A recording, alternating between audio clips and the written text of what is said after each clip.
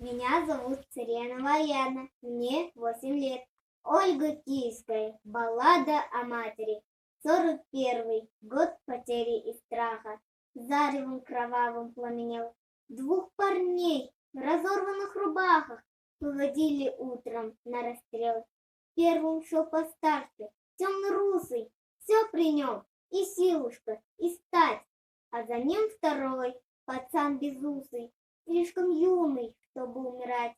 Ну а сзади, еле поспевая, семенила старенькая мать, о пощаде немца умоляя. «Найн!» — твердил он важно, — «расстреляет!» «Нет!» — она просила, «пожалейте, отмените казнь моих детей, а взамен меня убейте, но в живых оставьте сыновей». И ответил офицер ей чинно: «Ладно, матка, одного спасает, а другого расстреляем сына. Кто тебе милей? Выбирает!» Зарыдала мать, запричитала, вглядываясь в лица сыновей, будто бы и вправду выбирала, кто родней, кто дороже ей. Ну а тот стоял, не пробивая, с наслаждением нюхая цветы. «Помни, одного мы убиваем, а другого убиваешь ты!» Старший, виновато улыбаясь, младшего к груди своей прижал. «Брат, спасайся, ну а я останусь. Я пожил, а ты не начинал». Отозвался младший: «Нет, братишка, ты спасайся. Кто тут выбирать? У тебя жена и ребятишки. Я не жил, не стоит начинать».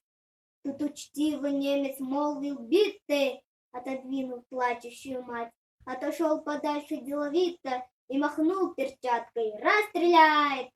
Ахнули два выстрела, и птицы разлетелись в дробь на небеса. Мать разжала мокрые ресницы, на детей глядит во все глаза, а они, обнявшись, как и прежде, спят свинцовым, беспробудным сном. Две кровинки, две ее надежды, два крыла, пошедшие на слом. Мать безмолвно сердцем каменеет, уж не жить сыночкам, не цвести. «Дура, матка!» — поучает немец, «одного могла бы хоть спасти».